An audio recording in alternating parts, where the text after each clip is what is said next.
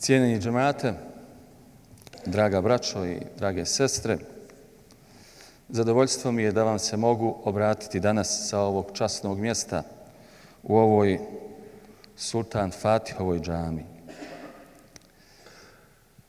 Govorit ću vam o šehadetu kao osnovi identiteta i stabilnosti vjernika.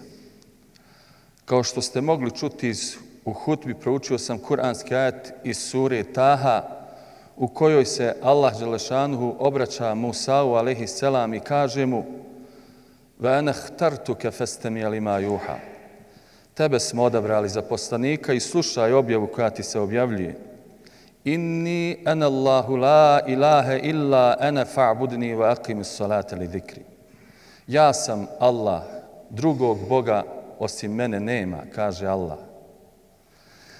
Meni se klanjaj, meni molitvu upućuj, klanjaj namaz, da bih ti uvijek na umu bio, da bi ti Allah uvijek na umu bio.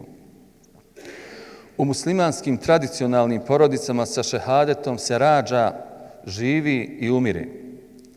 Naime, svako dijete kad se rodi prema sunnetu praksi poslanika alejhi selam, roditelji ili imam uče ezan na desno, a ikamet na lijevo uho. I u ezanu, kao i u ikametu, je sadržana formula šehadeta la ilaha illallah, s kojom se kreće u život. Ona određuje ljudski život i njegovo kretanje kroz ovo dunjalučki lavirint. Kako šehid potvrđuje svoj šehadet svojim životom, tako se od svakog vjernika očekuje da svoj šehadet potvrđuje dobrim djelima, praksom, svojom ljubaznošću, svojom kreativnošću, društvenim angažmanom, socijalnom brigom prema ljudima koji očekuju našu pomoć.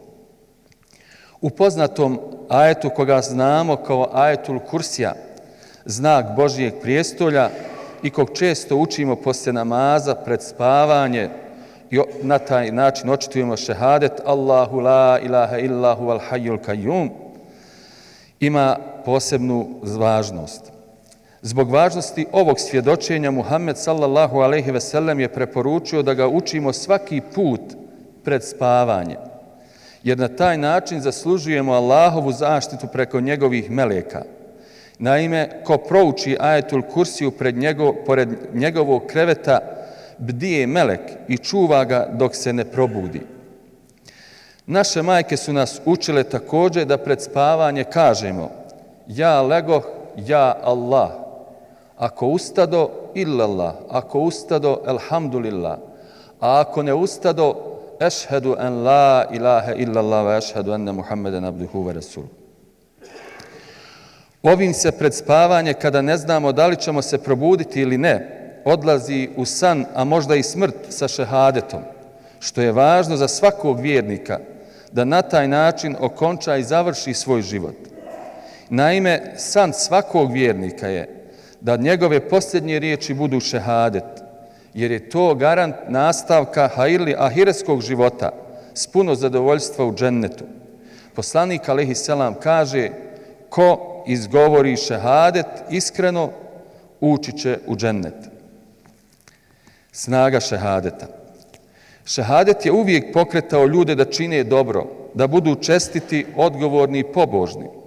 A to je i razumljivo ako se ima na umu da se opetovanjem šehadeta stalno i permanentno prisjećamo Allaha uzvišenog, njegovog prisustva, njegovog sveznanja i odgovornosti za ono što radimo.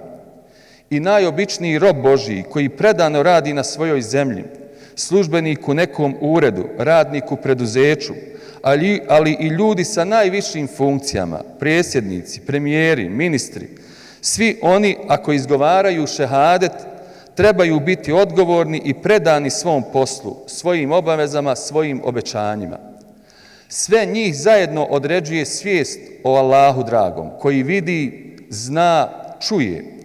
Ta svijest o prisutnosti Božjoj, gdje god da smo i šta god radili, pokreće poput motora na činjenje dobra, ali isprečava da činimo ono čime Allah nije zadovoljan, kao što je korupcija, mito, pranje para, podmetanje, nasilje, terorizam itd.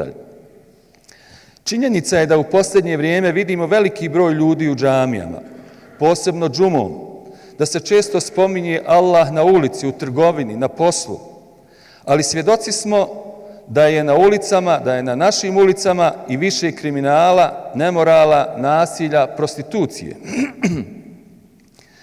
Malo je dana u sedmici ili mjesecu u kojem se ne dogodi krađa auta, obijanje kuća i stanova, obračun kriminalnih bandi i terorizam. Neki od tih ljudi su bar povremeno izgovarali šehadet i bili u džamiji i tako se zavjetovali Bogu da će biti njemu poslušni, što bi značilo da neće uraditi ništa ono što dragi Bog zabranjuje, čime on nije zadovoljan. Šta za te ljude zapravo znači šehadet i džamija? Je li to bio samo zastor, paravan, alibi za bilo koji od kriminalnih radnji ili grijeha koji se često ne prepoznaju odmah?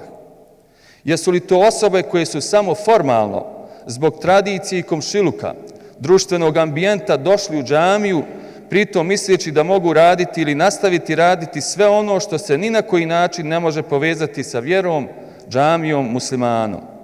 Šta god da bilo, kako god neki ljudi doživljavali vjeru u Boga dragog, treba se jasno kazati samim bere, iz mihraba, sa čursa, džumom, bajramom, da to nije prava vjera, istinska vjera, da ona očito nije našla svoje sigurno i plodno utočište kod tih osoba. Uzvišeni Allah dželešanuhu u suri Al-Huđurat kaže: neki beduini govore mi vjerujemo. Reci, vi ne vjerujete, ali recite mi se pokoravamo, jer u srca vaša prava vjera još nije ušla. A ako Allaha i njegova poslanika budete slušali, on vam nimalo neće umanjiti nagradu za vaša djela. U njihovom vjerovanju i razumijevanju vjere puno je propusta i kontradiktornosti, nedosljednosti, samodovoljnosti, a često i samovoljnog tumačenja vjere. Puno se izrodilo spasioca vjere i muslimana koji su sumnjivog morala bili i prije, ali i ulaskom u vjeru. U njihove nijete nije moguće ulaziti, jer njihove nijete zna samo Allah. Ali po onome što rade i kako predstavljaju vjeru muslimane, takvi nanose veliku i dalekosežnu štetu i stigmu svim muslimanima. Poštuj, slušaj i slijedi put svoje uleme. Poslanik Muhammed sallallahu alejhi ve sellem kaže: ulema, učenjaci su nasljednici vjerovjesnika. Mudri Lukman je kazao svome sinu: upitaj za savjet, sine moj, onoga koji je iskusan, jer će ti on dati savjet koji je skupo platio, a ti ćeš ga uzeti badava. Činjenica je da se često u svijetu u kojem živimo čine zločini i nasilje, genocid, kao i to da se na nasilje odgovara mnogo brutalnijim, jačim i žešćim nasiljem. Međutim, sa stanovišta vjere, zločin, genocid i bilo koji drugi vid nasilja ne može biti opravdanje da se čini nasilje. Posebno onima koji nisu krivi za to, nevinim ljudima, koji često nemaju nikakvog uticaja na politike svojih vlada. Poslanik alejhiselam kaže: nema pobjede sa zulumom. Zato svako ko izgovara šehadet, koji ulazi u džamiju, treba da propituje svoju vjeru, da više podrobnije, studioznije uči Kur'an i sunnet poslanika alejhiselam, da sluša svoju ulemu koja razumije društveni ambijent, kontekst i koja ima odgovornost kao amanet Allaha dragog, kao amanet naših prethodnika, naših istaknutih alima koji su od osnivanja islamske zajednice 1882. ljubomorno čuvali svoje džemate, vodili ih kroz sve sisteme, tražeći najbolja rješenja i najbolje puteve za teška pitanja, odluke, rješenja, a da se ipak sačuva vjera i ne povrijedi Božji suverenitet.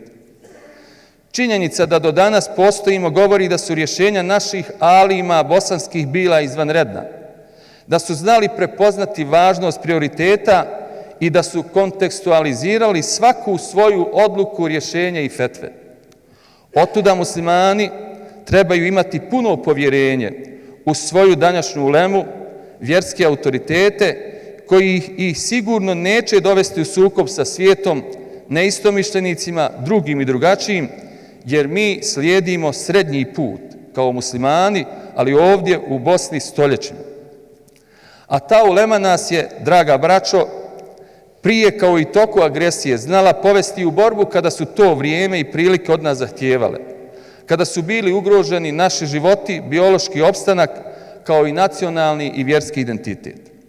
Ne dozvolite da nas i našu djecu vode oni koje uopće ne znamo, koji su završili neke večernje škole islama, koje je neko ideologizirao i na taj način upotrebljava za svoje ciljeve koje mi, nažalost, često nismo u stanju i ne možemo prepoznati.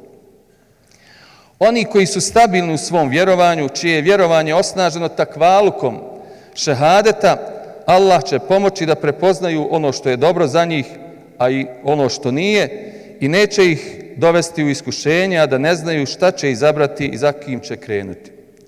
Završit ću ajetom iz sure Saf, u kojoj Allah dželešanu kaže: O vjernici, pomozite Allahovu vjeru kao što su učenici rekli, učenici Isava alejselam.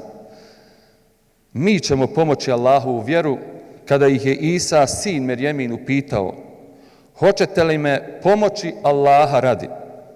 I neki od sinova Israilovih su povjerovali, a drugi nisu. Pa smo mi one koji su povjerovali protiv neprijatelja njihovi pomogli i oni su pobjedili. Molim uzvišenog Allaha dželešanuhu da nam osnaži naš šehadet u našim srcima i da ljubomorno čuvamo svoju vjeru i slušamo svoju ulemu.